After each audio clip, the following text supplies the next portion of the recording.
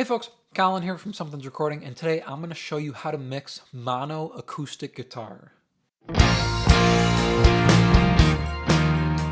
We're going to talk about how to deal with mono acoustic guitar today, but before we dive into the mix, if you are ready to go a little bit deeper into the mixing process as a whole and really start to hone your workflow as an engineer, then I have just the thing for you. It is my 7-step mixing checklist, and it's just a simple PDF that will walk you through the entire mixing process, step by step, to help you get professional and radio-ready mixes without any more of the guesswork and without any more of the hassle. It is a completely free guide, and you can download it below using the link in the video description. Now let's jump in here and take a look at mono acoustic guitar. So for me, mono acoustic guitar is really a rarity. If I'm putting acoustic guitar down on a track, I usually end up doubling it and panning them wide just to hear them stretched out. They're pretty full instruments, and you can use them any way you want, whether you just want to hear the top end, whether you want them to be just percussive on the sides. I usually end up putting them wide. Here in this track, they were the main driving instrument of the track. Or it was, rather. There was one mono acoustic here, so I wanted to make it a little bit bigger instead of just having it straight up the middle or panning it to the one side and having it get dwarfed by the rest of the elements here inside the mix. So let me show you what I did here. Let me show you what we ended up with though. Here is the final acoustic guitar, and I'll take everything off and show you the original. So here's our final acoustic.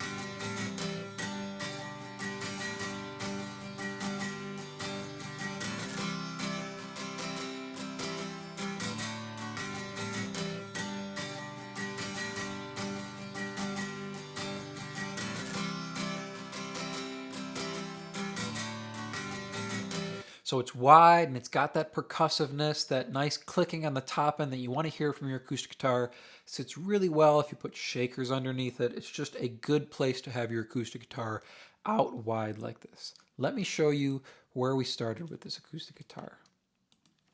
Here's our starting point.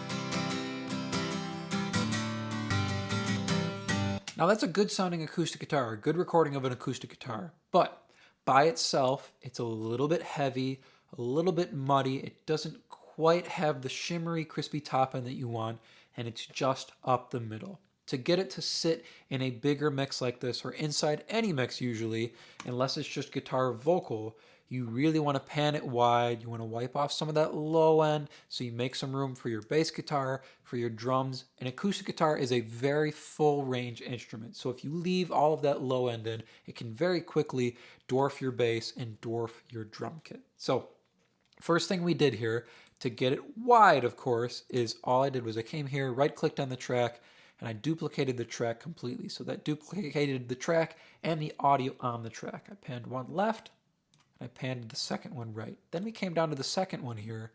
If we go up to our little inspector window, you can delay it by 15 milliseconds. Now this is going to trick your ear into hearing two different sounds. So it's going to feel like there's something different coming out of each speaker, which tricks you into hearing stereo. So now, if we just listen to this, so here's just the duplicated track, delayed 35 milliseconds.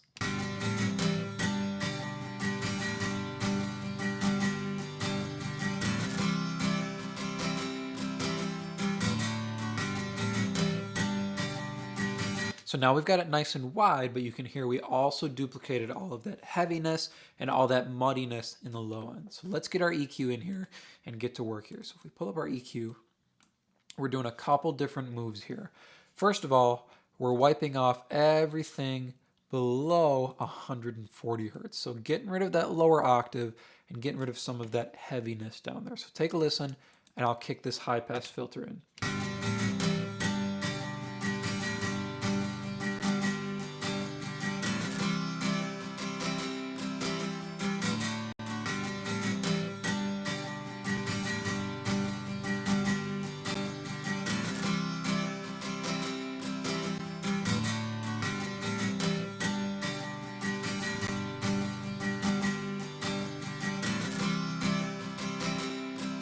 really cleans up the low end on our acoustic guitar, and you can hear it actually evens it out in volume a little bit too, because we had these lower notes that were ringing in some passages, and then they would dissipate in other passages where we didn't have that lower octave in there. So wiping off all that low end there that we don't really need, we're going to get that from our bass, we're going to get that from our drum kit. We don't need it ringing wide on our acoustic guitar. So that helps our guitar sit a little bit more evenly and a little bit more cleanly in the mixed.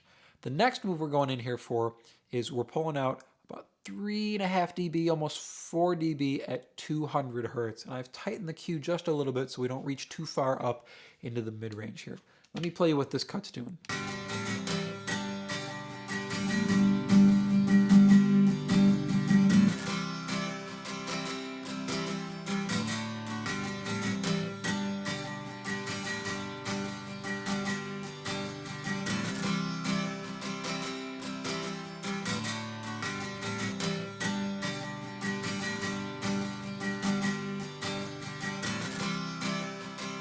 It's a little bit more subtle because it's working in conjunction with this lower cut with the high pass filter just to clean up our low end, and now we're reaching up into our lower mid area. Just pulling out some of those frequencies there at 200 that were ringing a little bit too loud, a little bit too consistently across our guitar here.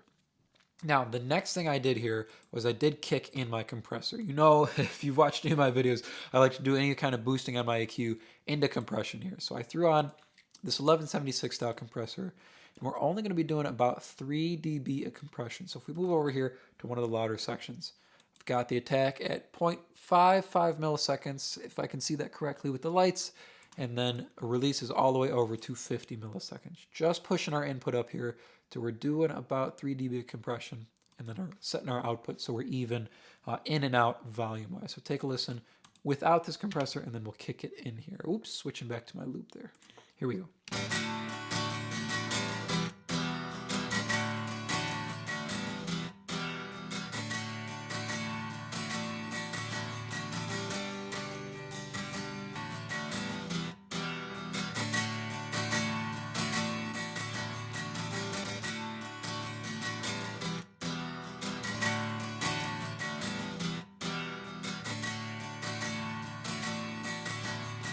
So we get a little bit more of that low mid information back, which is okay because we can go a little too far here with our cut in the low mid area around that 200 hertz, and then gain a little bit of that weight back to even out the frequencies across our acoustic guitar.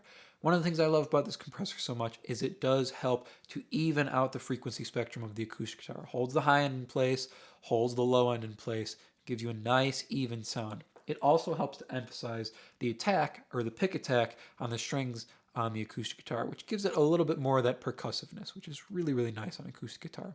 Just doing about 3 dB compression there is all, and you can hear we lost a little bit of volume. I pulled the output back a little bit on this just so it sits a little bit quieter. I don't want to have to pull my fader down too far here to get the acoustic guitar where I want it.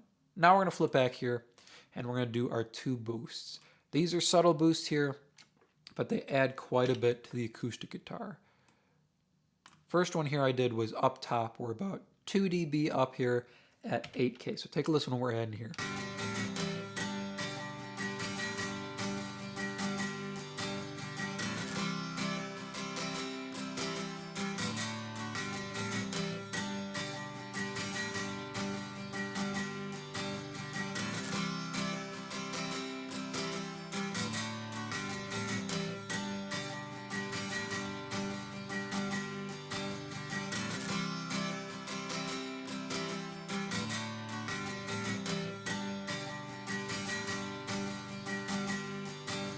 Just getting a little bit more of that crispiness up top gives our guitar a nice shimmer on the top end, and we get a little airlift too, which is really, really nice just from 2 dB at 8K. The other boost I'm doing here was there was a little shy spot here in the mid-range around 500, 600 hertz. So we're at 565 hertz here, just boosted up 1.5 dB just to make up for that shy spot we had there. So take a listen without it, and then I will kick it in.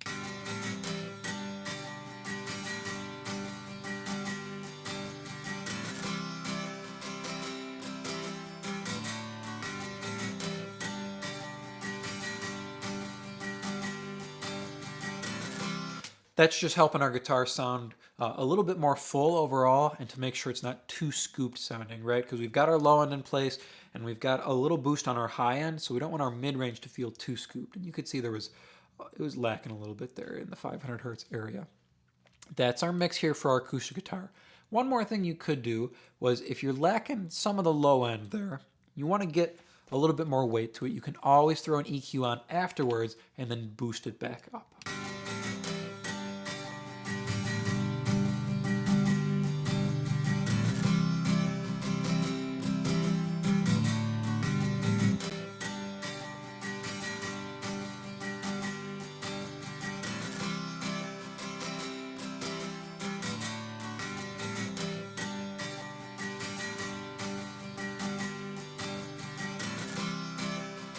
So there you go. If you need a little bit of low end back, you can always boost it afterwards. It's safer to boost it afterwards rather than into the compressor. So here we can cut out what we don't need and give our guitar a more even sound, hit it with the compressor to even it frequency-wise as well as volume-wise, and then if we want more low end, we can boost it afterwards and bring up consistent low end rather than inconsistent low end or push it into a compressor.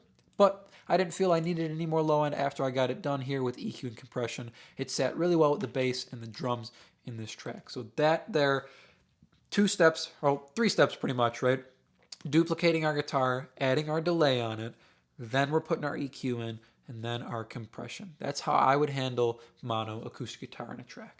I hope that was helpful for you. As I mentioned at the beginning of the video, if you are ready to take your mixes to the next level and really start dialing in your workflow as an engineer, then I have just the tool for you, and it is completely free.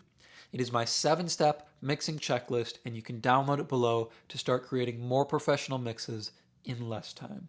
Thank you so much for watching, and I will see you in the next video.